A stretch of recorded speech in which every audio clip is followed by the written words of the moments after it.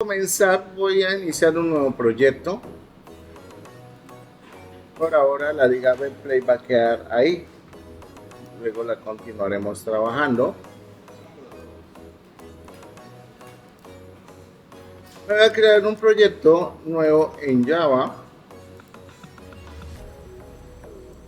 tipo Maven, sin nada de esto, y le voy a poner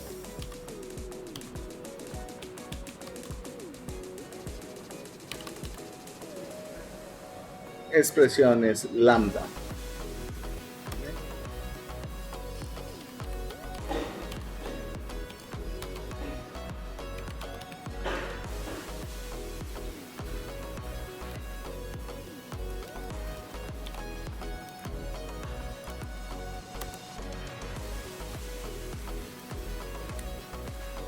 Vamos a buscar nuestro repositorio por acá.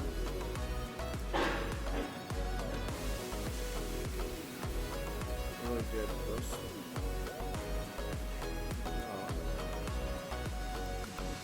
Dos.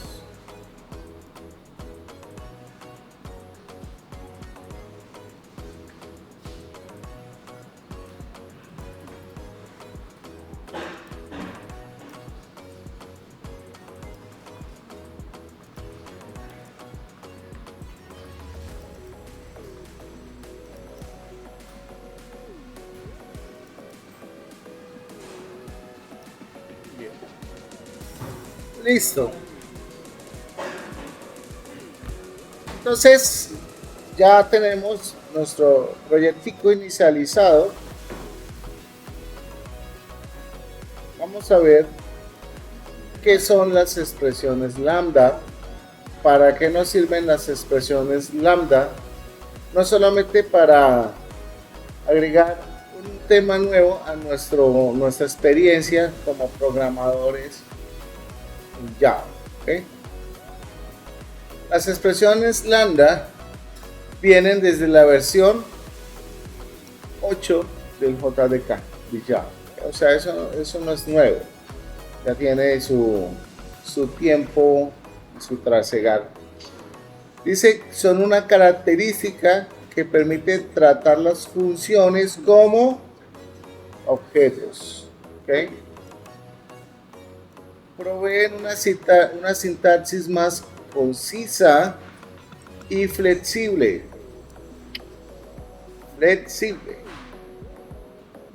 Para la implementación de interfaces funcionales, que son interfaces con un único método abstracto.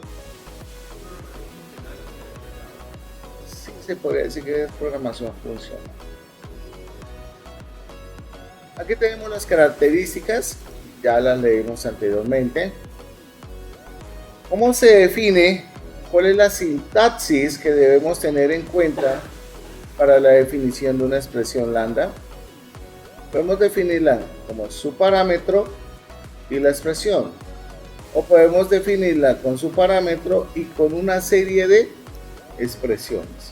¿Okay? Cuando no utilizamos las llaves es porque vamos a tener una única expresión. ¿Okay? No vamos a tener más de una expresión dentro de esa función lambda. Aquí tenemos un ejemplo de función o de expresión lambda, en donde acá estamos definiendo simplemente una expresión que me va a permitir en un momento dado, cuando sea llamada, imprimir el mensaje de hola mundo. ¿Okay? Estos ejemplos así simplecitos no los vamos a matar todavía, ¿cierto? Simplemente estamos revisando la estructura básica. De igual manera, en las expresiones lambda yo puedo pasar parámetros. Estos parámetros me van a permitir efectuar una serie de operaciones. ¿Okay? Yo puedo pasar uno o varios parámetros, los cuales me van a llevar a cabo una operación. ¿Okay? Una operación. Ustedes dirán, ¿eso es como una función flecha? Digamos que un poquito con un nivel más altico. ¿sí? Si lo quieren ver como una función flecha para entenderlo, se los dejo así, pero no es realmente una función flecha.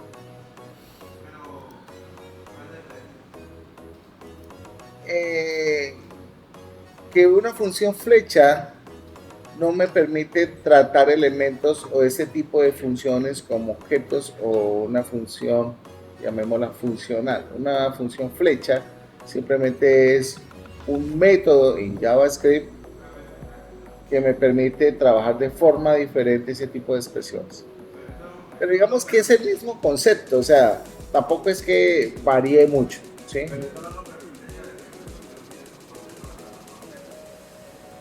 Pues JavaScript permite algo de trabajo con objetos, pero no a nivel que nosotros esperamos, ¿ok? Muy, muy por encima. Y porque se trabaja más orientado a los objetos. Aquí tenemos un ejemplo en donde tengo una función lambda, donde recibo dos argumentos, los cuales, pues en su interior se está haciendo una operación matemática. Listo. Vámonos con la primera función. Control C y la pego por acá.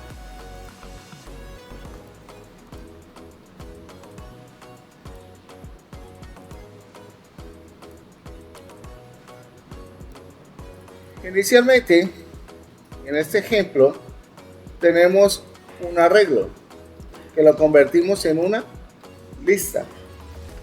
Tradicionalmente nosotros utilizaríamos un for each o un for para recorrer esta colección. Una función lambda me permite de manera muy concisa y resumida extraer los elementos que están dentro de una colección y poderlos tratar. Entonces, básicamente acá lo que estoy haciendo es tomando una colección utilizando el for each. Normalmente cuando yo hago este for each, esta S se convierte en un consumer, o en un consumidor. Este señor es el que va a contener cada uno de los valores de la colección, ¿cierto? Que están contenidos en la lista. Si yo mando a imprimir esto o ejecutar esto, voy a obtener como salida 1, 2 y 3. Esto es muy similar a lo que nosotros hacíamos anteriormente, ¿cierto? Y yo le decía for dos puntos list a dos puntos lista, ¿sí? Algo así. O aquí es, perdón, aquí es array list o string, ¿no? Es una cadena, ¿cierto? Entonces esto se resume a esto. Esto es más optimizado, ¿ok? Entonces de ahora en adelante, como ya saben que existe la función lambda que les permite recorrer una colección, es hacerla de esta manera, ¿ok? Es mucho más práctico. Bien.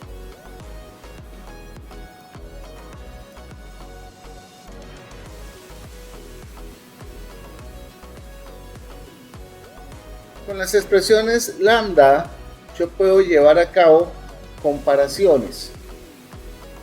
Y esas comparaciones me van a permitir realizar ordenamiento de elementos. ¿Ok? ¿Cómo se hace esto? Aquí vamos a tener un ejemplo en donde estamos declarando una clase llamada persona. Entonces, ¿qué voy a hacer? Control C. Voy a crear una clase y le voy a llamar persona. Y le voy a pegar todo esto. Donde aquí voy a tener definida los dos atributos de la persona, el nombre y la edad. ¿Qué vamos a hacer con la función lambda?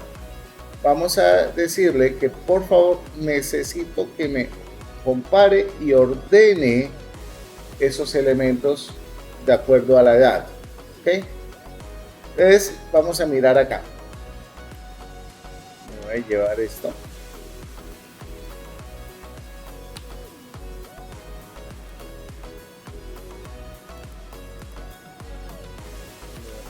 acá.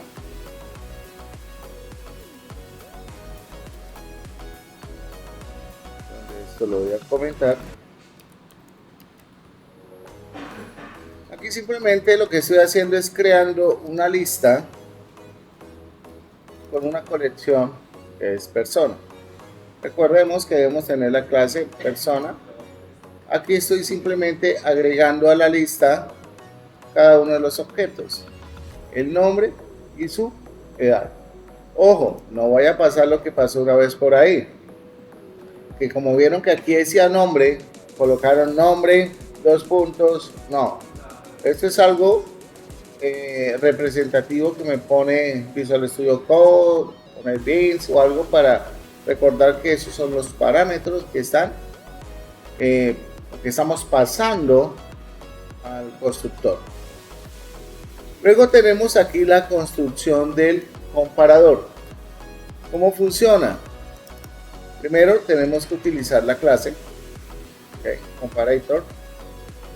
Debemos pasar la colección de lo que quiero comparar. Por edad es ese objeto que se va a crear, que va a funcionar muy parecido al prepare statement. ¿Se acuerdan que allá en el prepare statement nosotros le pasábamos la consulta SQL para que él, cuando hiciéramos el execute query, se enterara que era lo que necesitábamos hacer? Bueno, es lo mismo. Aquí estamos haciendo el objeto, se llama por edad, donde él recibe dos argumentos, P1 y P2, donde P1 es una persona y P2 es la otra persona. Es lo que este algoritmo allá internamente va a utilizar para hacer la comparación entre esos dos objetos. Y acá simplemente le estoy diciendo integer.compare, o sea, compáreme estos dos, y él automáticamente va a permitir evaluar y me va a hacer la organización. Este ordenamiento que se lleva a cabo lo hace de menor a mayor,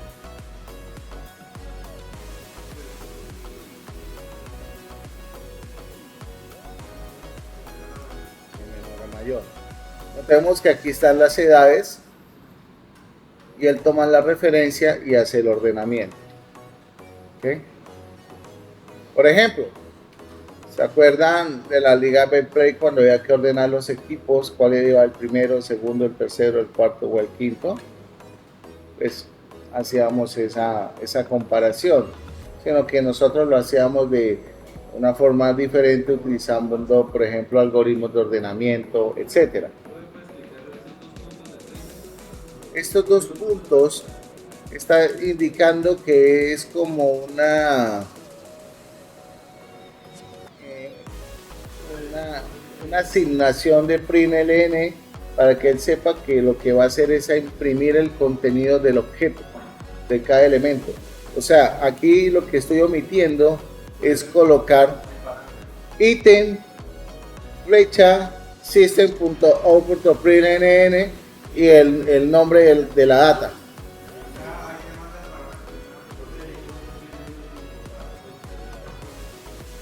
¿Cómo así sin extender persona? Es que personas hace referencia al arreglo o a la lista que tengo definido aquí en la parte superior, que es la colección, comparar archivo. Acá yo no necesito tener la instancia de la persona. Lo que pasa es que al agregar en la lista, si usted se da cuenta, en el argumento donde estoy agregando el ítem, yo le digo new person. Ahí automáticamente estoy creando la instancia de la clase para no tener person igual a new person tal cosa. Recuerden que cada vez que yo agrego un elemento tengo que crear un objeto nuevo, porque si no queda con el valor antiguo. ¿Se acuerdan? Eso lo hacíamos con el ciclo for.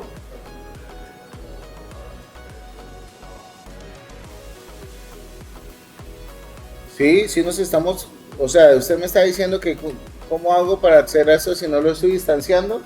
Sí, claro. Acá estoy creando la lista de tipo persona y acá en este punto estoy creando la instancia del objeto persona. Lo que pasa es que no se lo estoy asignando a un objeto, porque automáticamente el new me retorna un objeto nuevo. ¿De qué tipo? Persona.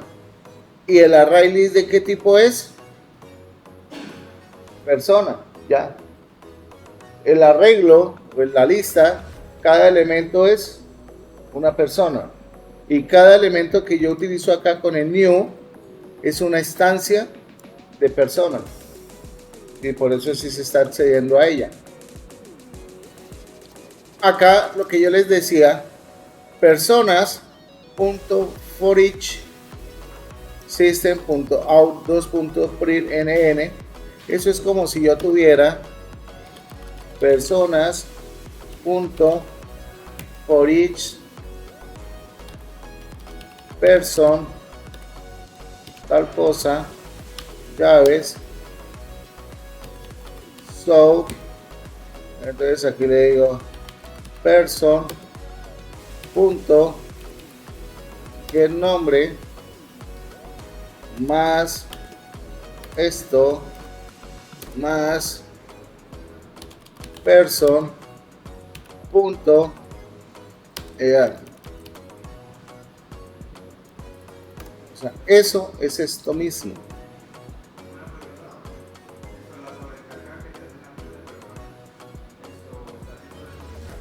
Esto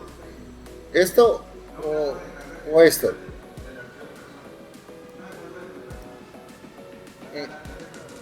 ¿En qué línea? Acá. Acá se está sobreescribiendo el método toString. Por eso es que en el println sale esta concatenación. ¿Ok?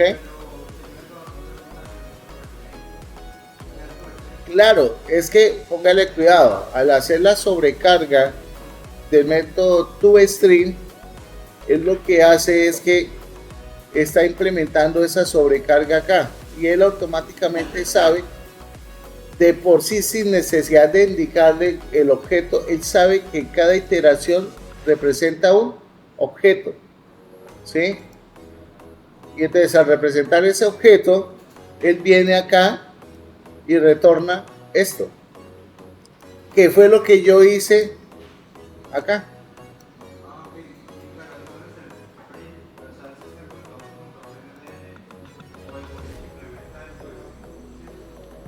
Es que cuando yo hago esto, cuando yo escribo el south, él me está diciendo, oiga, usted lo que está tratando aquí es de imprimir el objeto. Y yo no puedo imprimir el objeto directamente porque si no me aparece una dirección de memoria. Entonces debo coger ese objeto y desestructurarlo, digámoslo así. ¿Sí? Y al desestructurarlo, yo le digo, utilice el toString. Porque aquí lo que estoy tratando es convirtiendo ese objeto en cadena.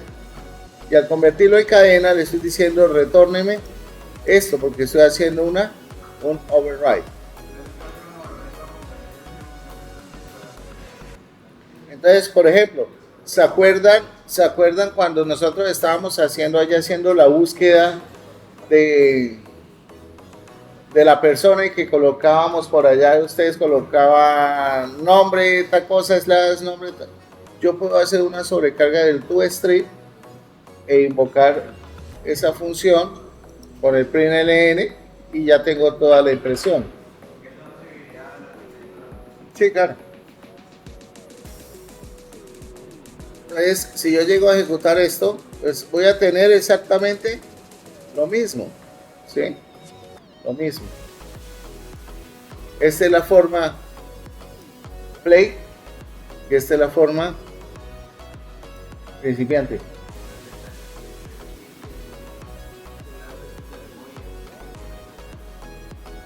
¿En dónde? ¿En este? ¿Ustedes hicieron la sobrecarga acá? Claro, no, si usted no le coloca los sobrecarga en tu stream, lo que le está diciendo, imprime es el objeto. Viejos trucos de programación y sobreescritura. Sí, claro. Lo que pasa es que uno no se acostumbra a usarlo. Esto es. Sí, claro. Sí, usted puede implementar sobrecargas allá, sobreescrituras de métodos propios.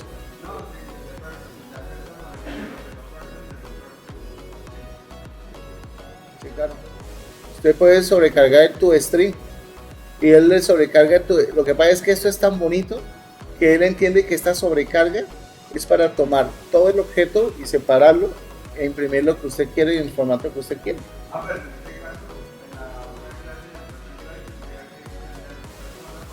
No, pues debería por lo menos tener el objeto del tipo de la clase. Eso sí, porque si usted se da cuenta, eso sucede es porque yo estoy accediendo aquí al objeto.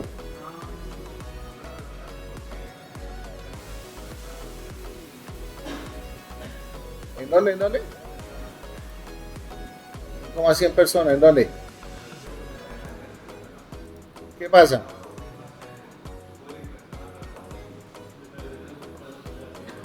Es indiferente.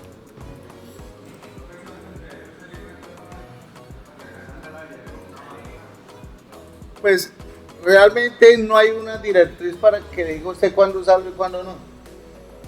Realmente yo lo uso normalmente es para crear objetos sin necesidad de crear inicialización. O sea, si yo quisiera crear un objeto sin necesidad de pasar los datos de una vez, pues creo un constructor vacío.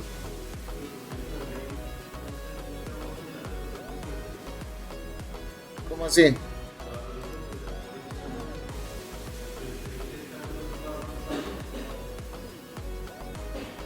No entiendo. ¿Qué pasa? No, él hace la sobrecarga acá porque está dentro de la clase. Si usted lo hace en donde, aquí en el main, no. Ese toString es un método propio de Java que lo estoy sobreescribiendo y que me retorna un string. Esto es un método de Java que lo estoy sobreescribiendo con la notación override. ¿Cómo? ¿Qué? Sí, claro.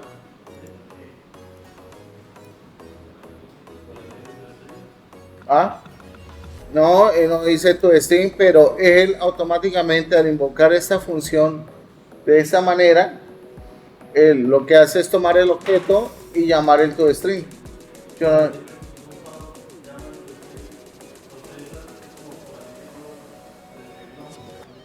sí, eso es lo que hace la sobreescritura. Ah, esto les estoy mostrando cómo sea que esto es como si fuera esto. ¿Qué? No, no, aquí no estamos viendo sol, no estamos viendo nada de eso. O sea, aquí nada de lo que estamos haciendo tiene que ver ni con Solid, ni con Clean Architecture, nada de eso. Simplemente les estoy mostrando expresiones lambda para que ustedes las usen en hexagonal, ya en todo lo que necesitan hacer. Bueno, sigamos entonces acá.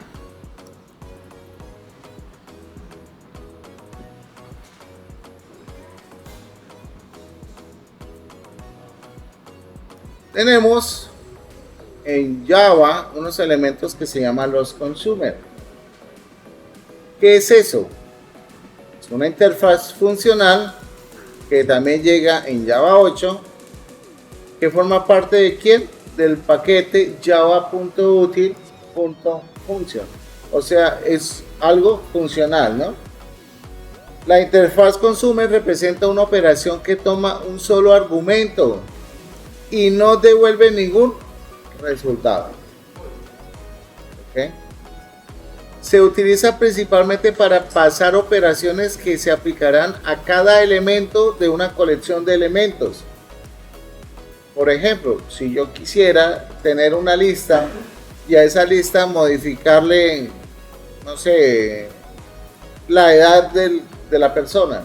O si yo quisiera actualizar, por ejemplo, tengo un producto y tengo un producto, la cantidad y el valor, y quiero el total de ese producto, por ejemplo, qué sé yo. Entonces ahí para eso es que se utiliza normalmente. Aquí tenemos un ejercicio con una clase llamada estudiante. Voy a crearme la clase llamada estudiante.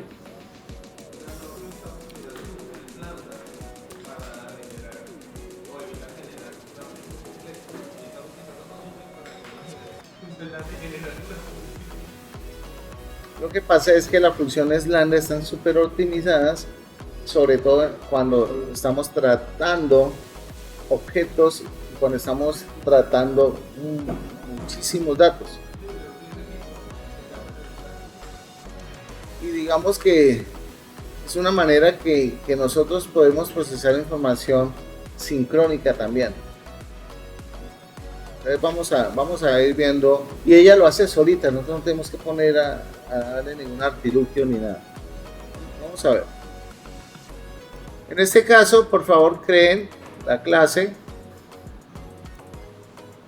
definan los métodos. Esto está en la documentación que está en su Classroom.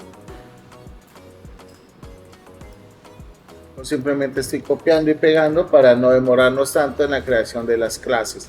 Aquí también tengo la sobreescritura, el toString, ¿ok? Esas son buenas prácticas en programación. Si ustedes le ponen esto a Superdemonio, le dice explíqueme qué es eso, pues él les dará una breve explicación de qué es esta sobreescritura. Voy a comentar esto, ya no lo voy a necesitar.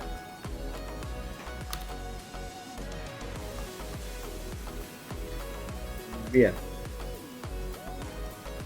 Entonces acá.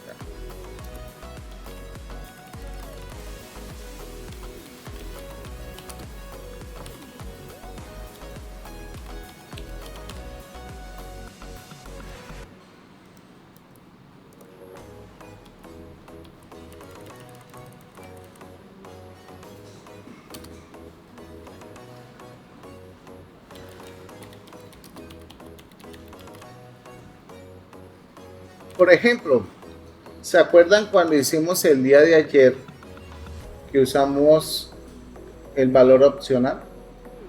Que utilizamos una función lambda para recorrer ese resultado.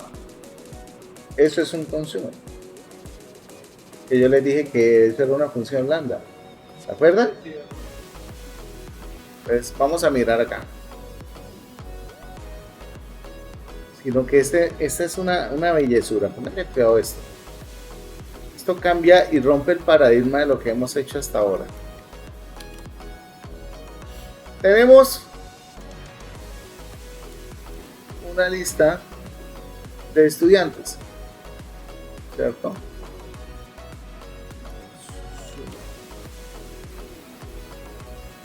Tengo Carlos, Ana, José y María, donde tengo unas calificaciones de cada uno de esos señores.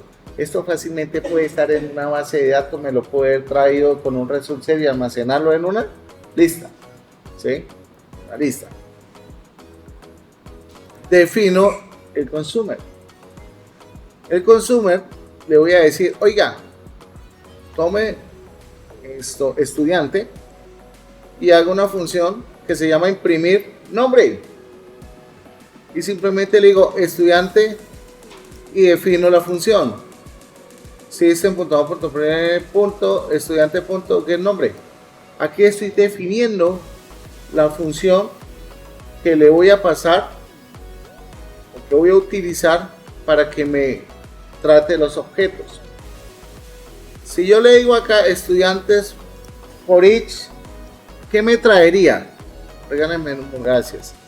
Miren, entonces yo podría llegar a hacer esto. Entonces, por ejemplo, yo podría hacer esto. Tengo esto acá. ¿Cómo? Sí, claro.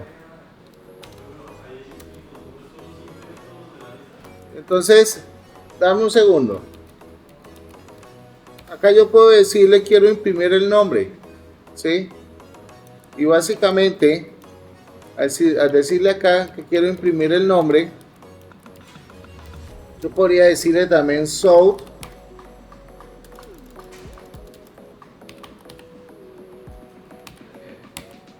Y aquí le puedo decir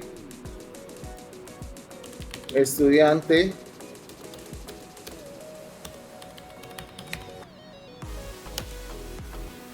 punto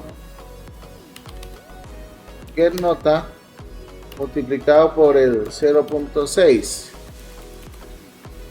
Entonces, al momento de procesar esta información, yo esperaría que me diera la nota correspondiente al 60% de esto.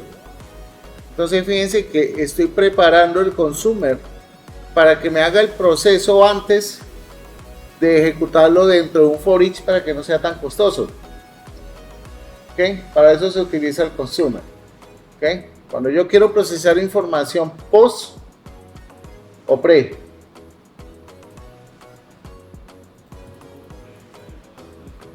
Entonces yo defino el comportamiento que quiero que se tenga con el objeto. Y realmente este señor ya me tiene lista casi toda la data simplemente para imprimirle. Y yo fíjense que acá no voy a utilizar ni el source ni nada de eso porque ya se está haciendo con quién. Ya se está haciendo aquí en el consumer y él es el que se encarga de procesar la información y tenerme la lista para que sea procesada. Realmente eso es lo que se llama en ocasiones, hay que revisar eso muy bien, en AWS las funciones lambda, que es lo que se está usando hoy en día. Entonces mucho cuidado con eso, aprendan funciones lambda que lo van a necesitar en su trasegar por este camino. No hay lista de procedimientos, nada que ver con eso. Es simplemente una interfaz funcional. Aquí no estamos hablando de procedimientos ni nada. Una expresión lambda no es un procedimiento, nada. Es una expresión funcional. ¿Qué puedo hacer con ella? No sé. ¿En qué escenario la puedo utilizar? Ya se los dije.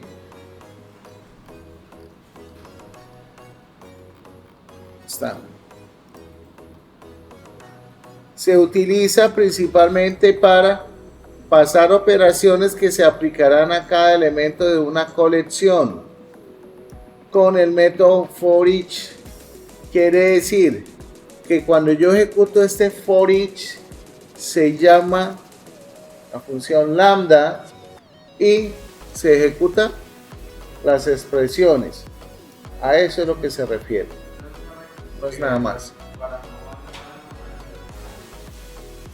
Es correcto.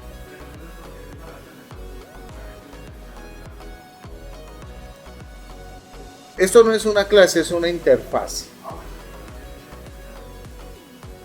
¿Qué tiene de especial? Es una interfaz funcional. Ojo. Representa una operación que toma un solo argumento.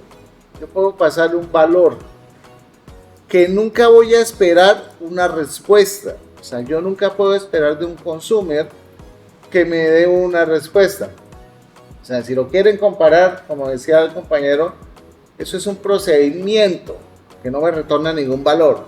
Que yo puedo hacer dentro de esa expresión lambda una serie de operaciones que van a afectar al mismo objeto. Por ejemplo, le voy a poner el ejemplo acá. Estudiantes. Private doble promedio parciales. Private doble promedio quizzes.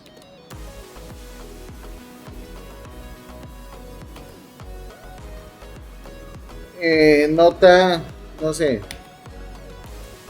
parciales. Vamos a mirar, eso es como algo, tratando de hacer un ejemplo acá. Quizzes y trabajos.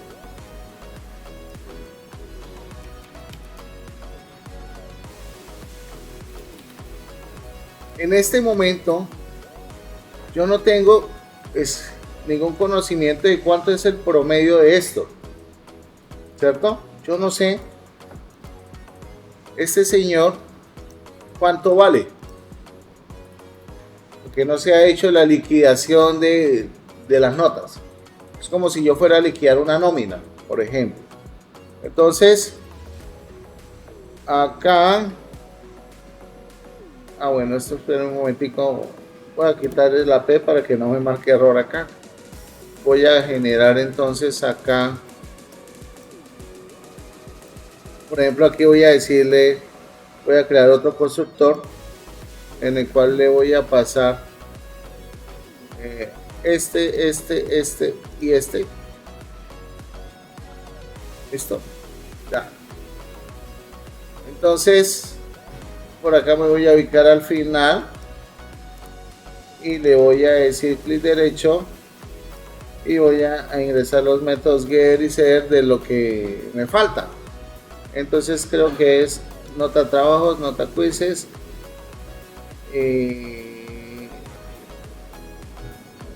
bueno, los promedios. Ok, listo, ahí está. Bueno, ahora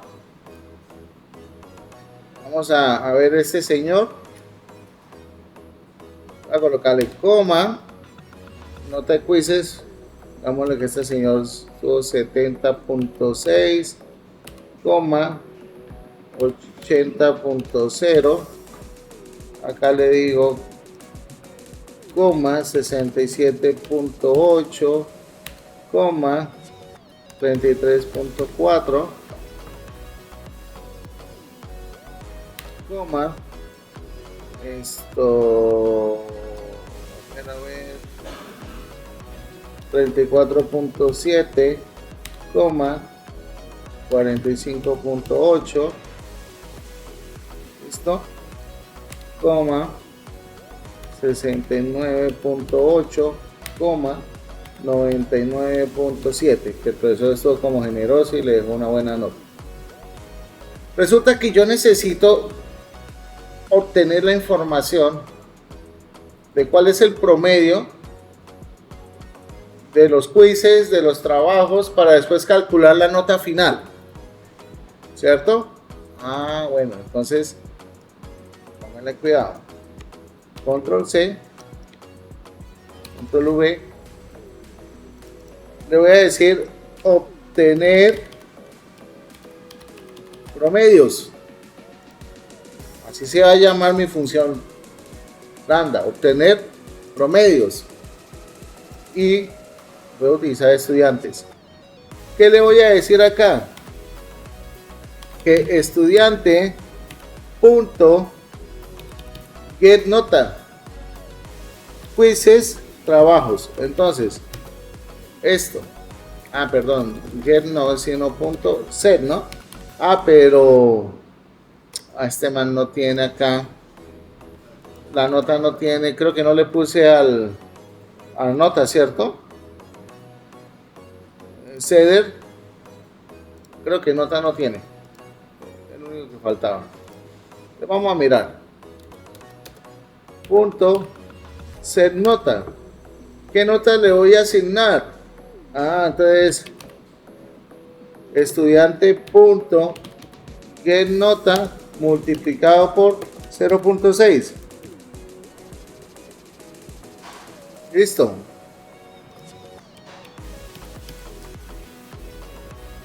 Entonces yo le digo acá set nota quizzes.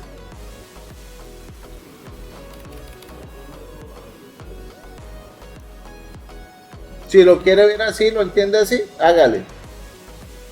Pero no. Es que si usted me habla que una función lambda o una expresión lambda es una función, yo le diría que no. Porque una expresión no es lo mismo que una función. ¿Sí? Pero está como dentro del mismo contexto. ¿Sí? Digamos que este man vale 35%. Y aquí le digo que los trabajos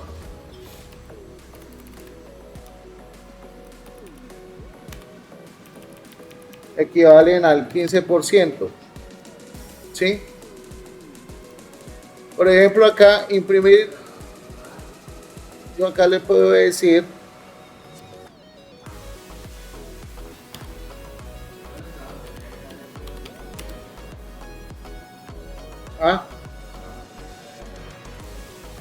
vamos a pelear.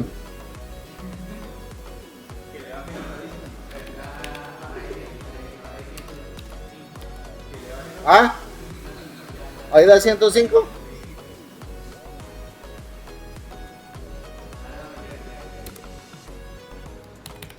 Entonces aquí yo le digo estudiante punto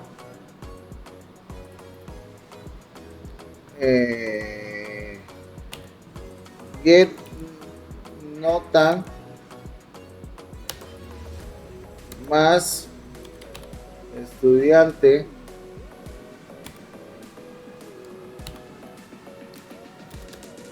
entonces eso es un ejemplo acá, quizzes más estudiante punto trabajos.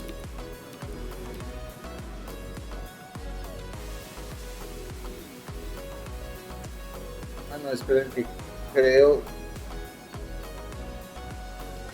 que la embarré un poquito.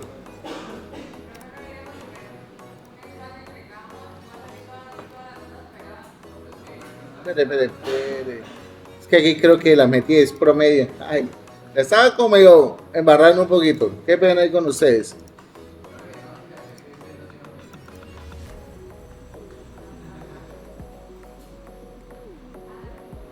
Aquí está mal. Set promedio parcial. Ay, ahora sí. Otra vez a corregir esto. Era para eso ustedes se dan cuenta, pero no dieron cuenta. Sí. Promedio de quizzes. Aquí está.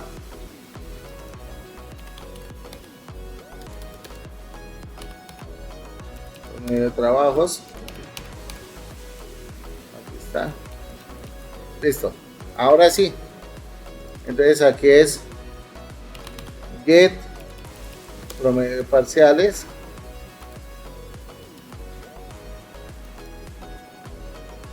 Get promedio de quizzes. Get promedio de trabajos. ¿Listo? Entonces, antes de imprimir, ¿qué debo hacer?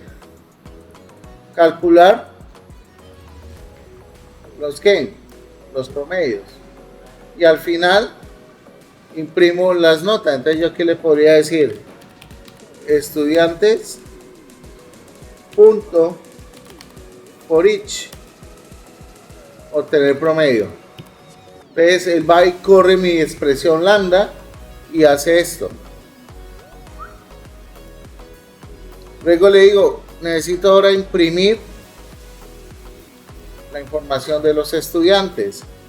Entonces me imprimiría el nombre del estudiante y la nota final de ese estudiante, donde es la sumatoria de todos los promedios. Entonces,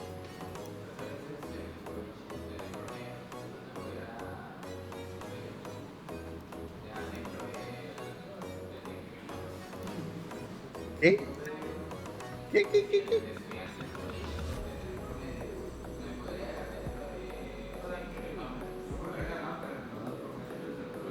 Las funciones lambda deben estar separaditas.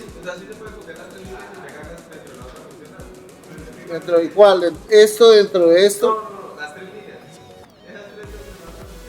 Sí, simplemente lo hice para que entendieran que una expresión lambda me va a permitir modificar la información del objeto. Ah, no, sí, claro. O sea, estas tres incluirlas dentro de esto, sí, claro. ¿Me ahorraría otra función lambda? Sí, claro.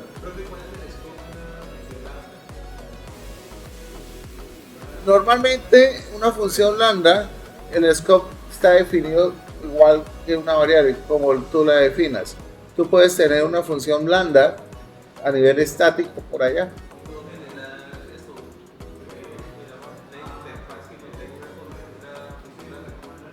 Sí, sí se puede, sí se puede. Entonces, para eso se utiliza este señor, el consumer. ¿Okay? Esto es muy útil cuando yo tengo información. Por ejemplo, ¿cuándo es útil esto? Si yo necesito imprimir unas facturas y necesito obtener el total de la factura, pero el total de la factura depende de la cantidad de productos. Entonces yo puedo usar una función lambda que me permita recorrer esos elementos y al final obtener el total de una factura. Estas funciones lambda tienen una ventaja y es que están optimizadas. ¿Okay?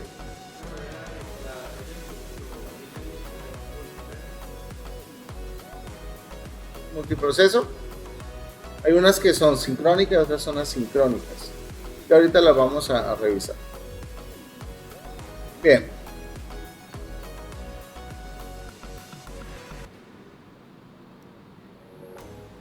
B-Consumer. Ya vimos consumer sencillas, ahora tenemos el B.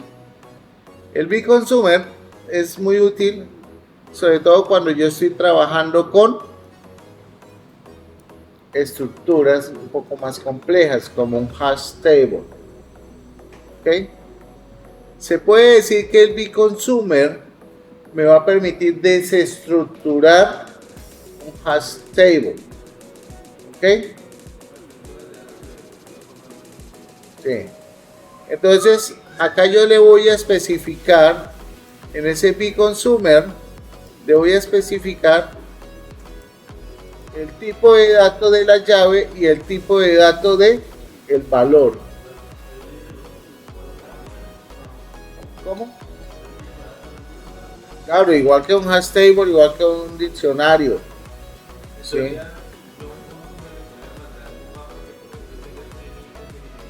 Un B-Consumer.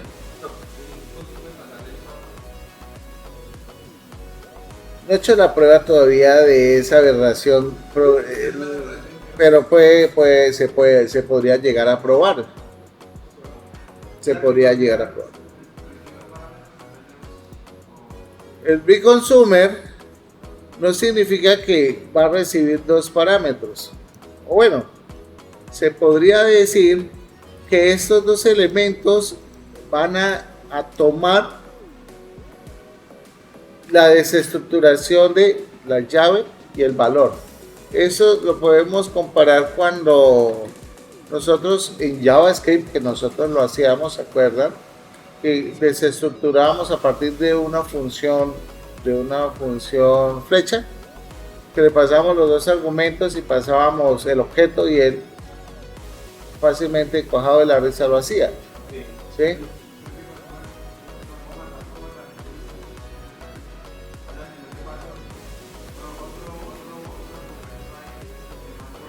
No, solamente me soporta dos. Yo puedo pasar el tipo de dato del valor y acá si esto es una lista, le pongo array list. Si esto es un objeto, le pongo un objeto. Si es un array de objetos, pues le pongo que es un array de objetos. ¿Sí? El valor sí va a depender del tipo de datos que usted le quiera incluir. Yo no le puedo extender aquí más de un elemento, que se utilizan normalmente para una tarea de desestructuración. ¿Okay? Es importante.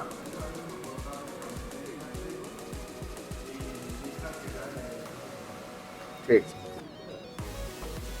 Estructuras de tipo map y se utiliza sobre todo cuando yo mapeo datos.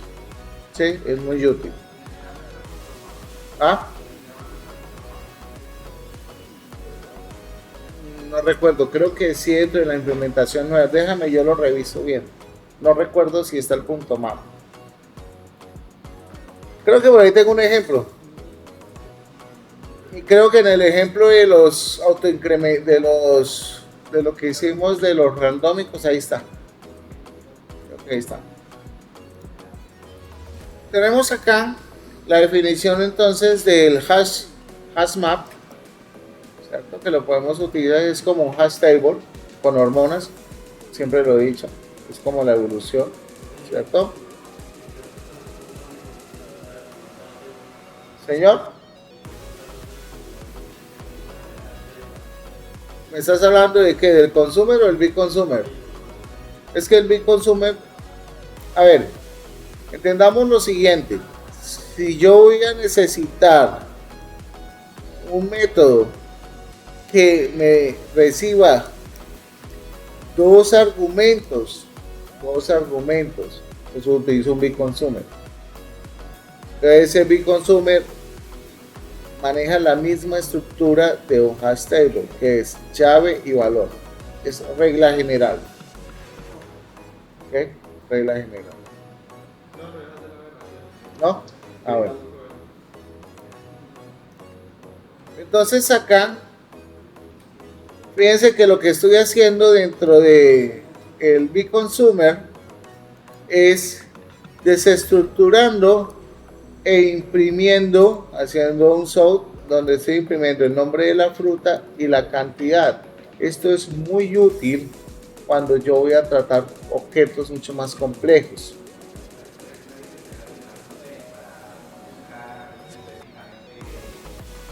Un elemento, o si yo estoy buscando una persona de acuerdo a su nombre, por ejemplo, qué sé yo, entonces ahí lo puedo visualizar.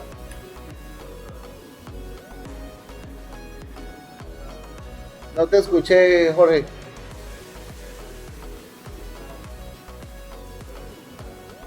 Realmente la función o el objetivo de un hash table es permitir tener datos que no se van a repetir.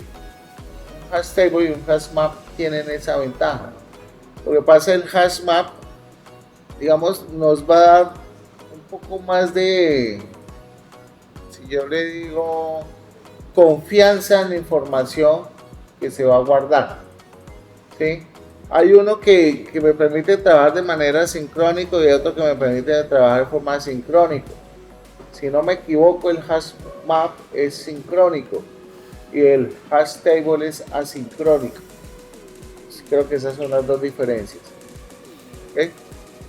Pero si vemos, realmente tanto en métodos y en funcionalidad son lo mismo.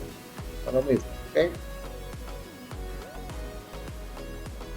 Acá tenemos pues, obviamente el big consumer, y realmente lo utilizo para imprimir el contenido que está en la estructura. ¿Okay? En la estructura. Y luego utilizo el for each con el objetivo de ¿qué? De poder procesar la información y mostrar los datos. Ok, no voy a probar este código, eso se los dejo a ustedes para que lo hagan en su tiempo de review.